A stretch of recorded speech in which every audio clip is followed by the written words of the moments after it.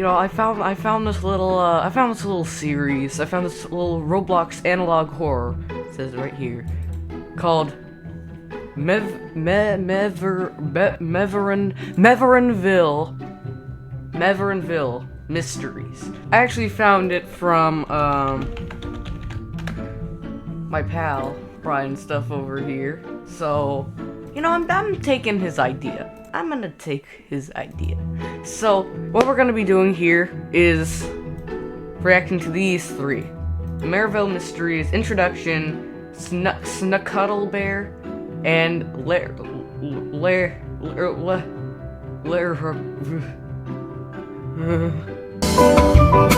And then the next time we're gonna be doing the Jaded Caregiver, Abominable Snowbird, and then the Screeching Tree Creature. And then the final one, we're gonna be we'll look at this one because this one looks really long. I've been holding off from watching anything, or I haven't even seen Brian's video, but I want to save my reaction. So every single thing that I react to is official 100%, so you don't have to sue me. Alright. Hello, I usually wouldn't really show my face and name, but I am already known as an author and film editor in my town, so I'll give you all an introduction. My name is Aaron Treminian, and I've had a passion for writing horror stories, and it has been since my childhood. I'm really bad at reading, so please forgive me. Anyways. Well, being a film editor is my job. Making my own films with some friends and writing stories is my hobby, so I've decided to create a little series of my own. My series will be going over many mysteries of my town, Meverenville. These range from murder mysteries, disappearances, shady people, and even urban legends. You see, Meverenville is a town in California that is like many other cities in the world. It actually used to be bigger due to another section of the town thriving at the time. However, due to the stock market crash in 1929, that section of Meverenville had to be shut down, leaving it abandoned ever since. It's kind of sad. As of now, that section of my city is now an eerie place that's full of mysteries such as sightings of unknown creatures, ghosts, and unexplained audio recordings.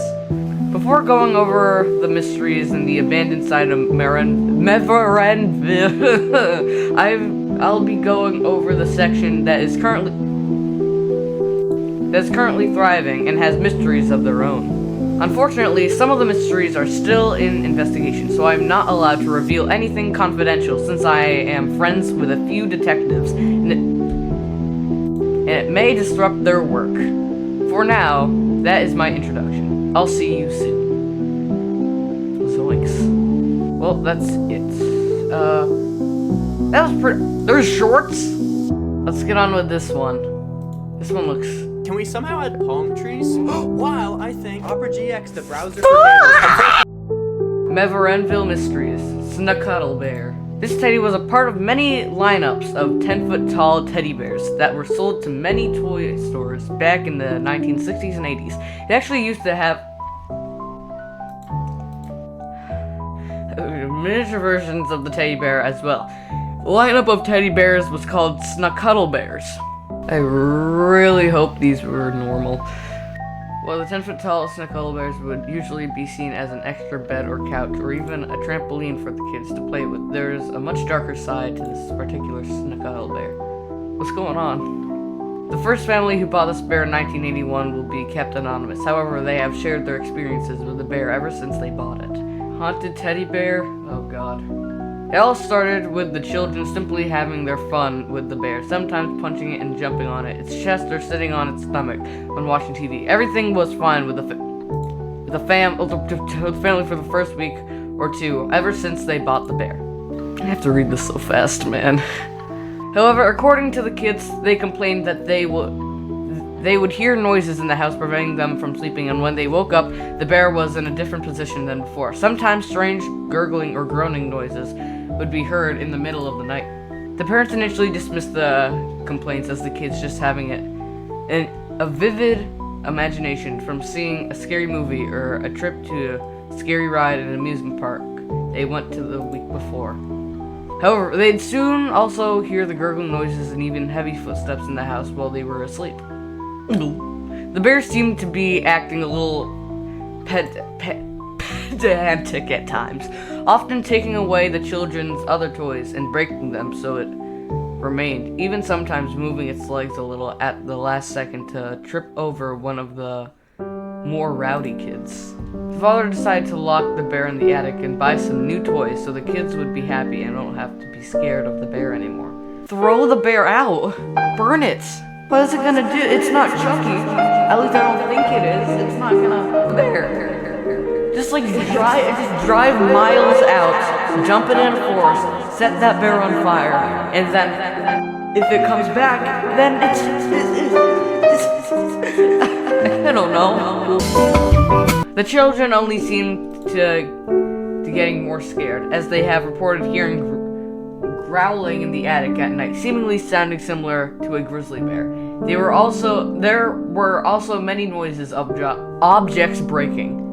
See, I told you, don't put it in the attic. Why are you keeping it in your house? Just leave it.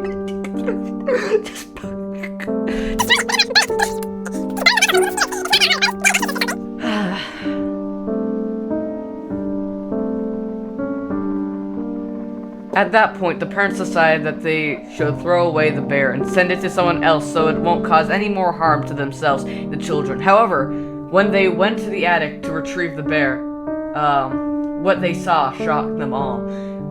Before I react to that, finally, they decided to do that. No, it should have been the first thing that you did. Okay, if you have a haunted doll, haunted object, don't put it in your attic.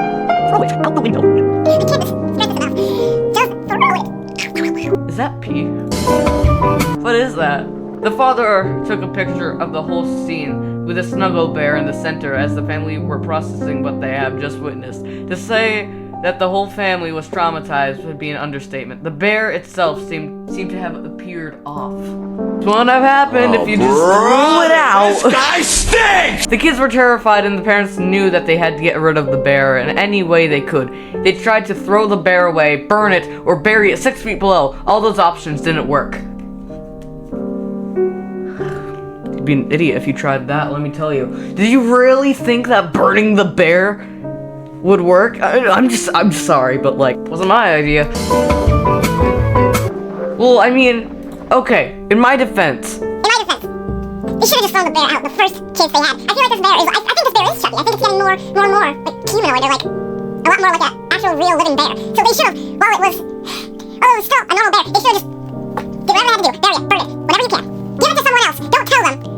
Do not tell them what's gonna happen. Like, why do they think it was a good idea to just put it in their attic? I mean, like, I get that you want to save you want to get your money's worth, but at the same time, if they haunted a teddy bear, do you want that living in your attic? Like, I'd rather want a raccoon living in there than a haunted bear. Like, I would accept that. Okay. The family decided to just sell the bear to someone else because they were unable to return it back to the store. Unfortunately, when they went back home after successfully selling it, the bear was right on their doorstep, sitting on the couch and staring at them with its black eyes. Oh, good lord. Eventually, they gave up trying to get rid of the bear and instead tried to live with the bear, knowing what it can do and how it would actually be a supernatural entity possessing it. However, one night, things took a deadly turn. Gulp. Zoink, Scoops. Man, they really gotta unmask this bear to see who it is. It's like, alright gang, let's see who's behind this mask. And then they take off the head and it's a horrifying ghost. But let's see what the deadly turn is. The youngest girl in the family went and called the cops, and she was in distress, telling the police how she was hurt and that her whole family was killed by a 10-foot-tall snuggtle bear. She also told the police the address when it was happening. The police initially dismissed it as it was unlikely that a literal teddy bear could kill a whole family. However, when the girl was screaming and the call ended, they went to the address she told them. When the police arrived, this is what they saw according to the following photos. What is known is that the kids were unharmed, but were severely traumatized. I'm gonna go back and brighten up these images so I can see it way better. The police took the bear, and after a bit of researching, they realized that There were several complaints about the bear from the family before the parents got killed. They soon came to the conclusion that the bear itself has some supernatural powers, and it should be sent off to a museum full of I can't see that. Artifacts with reports of the supernatural. Wait, is he doing the Family Guy death pose? Hold on. Is that the Family Guy? Is that a guy? Is he doing the Family Guy death pose? To the creator, if you're watching this, that's amazing. I love that. The bear would be placed in a giant glass cage where it would sit there for about a month, not doing anything. Many people could see the bear in the full view and read the horror story that accompanied it. It's like that one, hold on. Yes, exactly, and he has a bear too. So, if I'm remembering correctly, Robert is this haunted doll, and I guess this doll, kind of the same thing, didn't kill an entire family of like 5, but I think like at night it would scratch the family or like hurt them, and then eventually it was donated to a museum and put in that glass case. And I think the story is really similar to it, so I guess use this for any like theories. But yeah, I just noticed that. That's pretty cool. Okay, back to the video. Sorry, I just had a brain blast. Oh, however, one night, according to many rumors, the bear somehow broke the glass and escaped the museum while stealing every artifact. The last appearance of the Snuggle Bear was in 1983, when a bicycle couple was going through their usual routine at night when they saw the bear. One of them whipped out their camera and took a picture of the bear. These are the photos one was able to take before they quickly passed the bear. Ah! Scared me. Holy moly, that scared me. I don't like that. Is that the bear? I think that's the bear right there. Don't like that. No, don't like that. Stop it.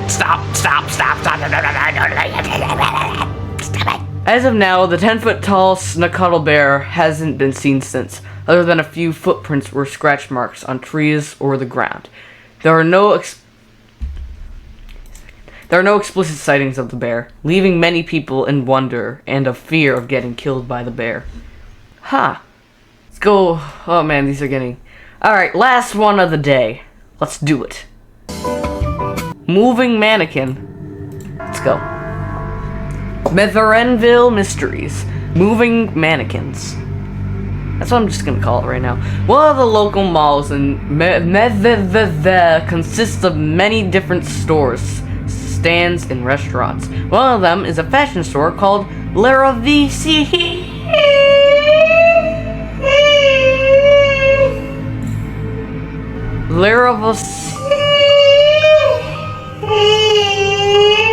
is most known for the elegant dresses and suits, hats, jewelry, and perfume. On top of it all, they use very realistic mannequins, some reaching up to 7 feet tall.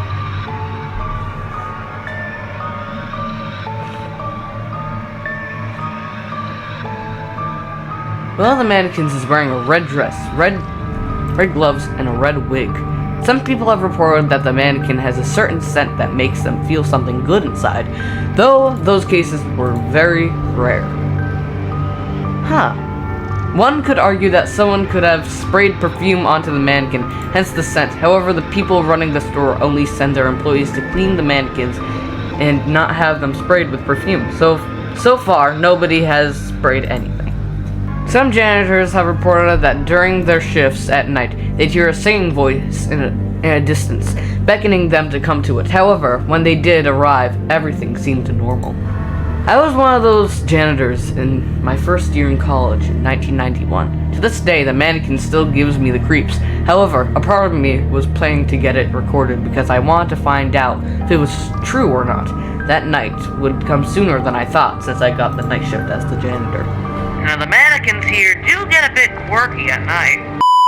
I mention this because one of my friends, Paul, wanted me to come help him and his friends out in breaking in and stealing a perfume bottle, give it to one of his friends' girlfriend, for a special occasion.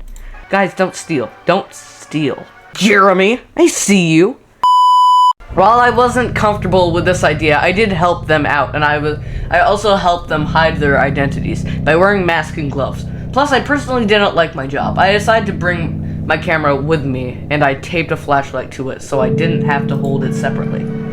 I recorded some footage during the whole thing while Paul and his friends did the dirty work. I'll show the following footage, however, one of the footages I captured has haunted me for years, and yet I can't even talk about it because I don't want to risk getting arrested. Alright, well, let's see it, brother.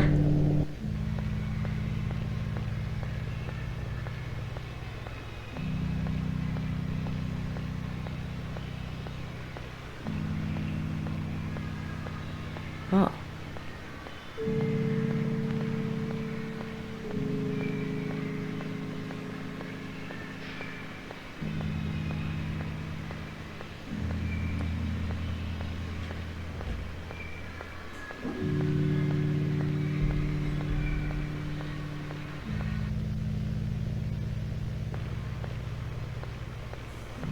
I hope there's no jump scares in this. Please spare me.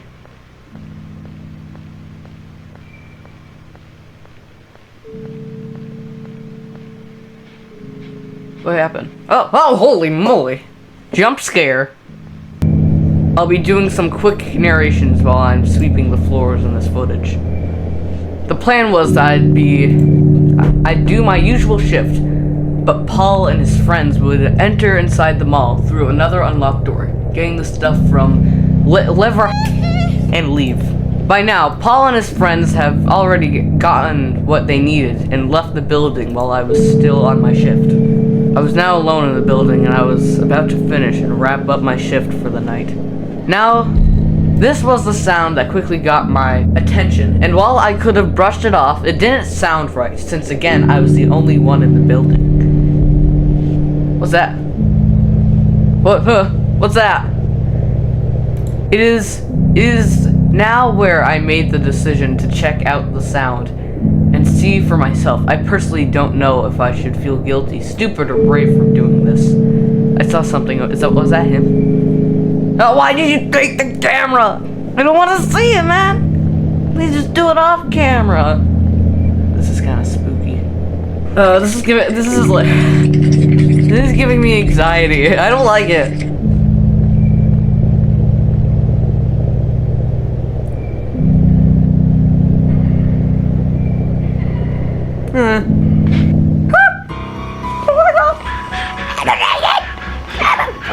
Run! Run for your life! Run! Oh my gosh! Run faster! Run faster! What are you doing? I don't like it. I don't like it. Stop! Stop! Stop! Stop! Stop! Stop! Stop! Stop! Stop it! Stop it! Pick up the camera! Stop! Stop! Stop! Stop! Stop! Stop! I don't like it. I don't like it. Pick up the camera. Oh my god, I don't like it. My VHS camera lost its battery shortly before I was able to take it and go back home. You don't like that. I hated that. I hated that so much. The following morning, we were successful in getting away with it. The police couldn't pinpoint that Paul, me, and our friends were part of the operation to steal something from that mall.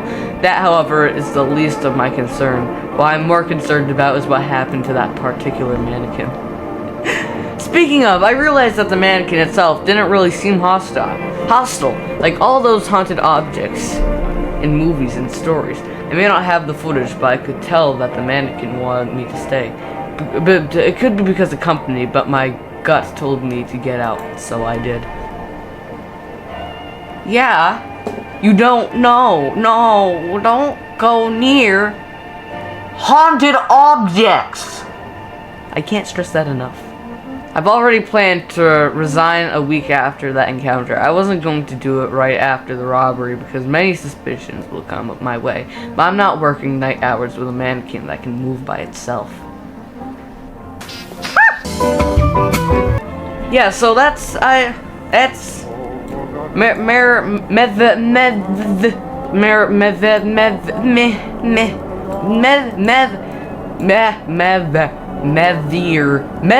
That was That was Meverenville. Anyways, that was really good. Like, especially that last one. That's horrifying. I did not like that one bit. Please no. Dear God. Anyways, in the next video, I'll be checking out these three, and then the final one, I'll be checking out this one. But I hope you guys enjoyed it. This is underrated. You should definitely go check it out. I'll have it linked in the description. But yeah. I did not like that. And yeah.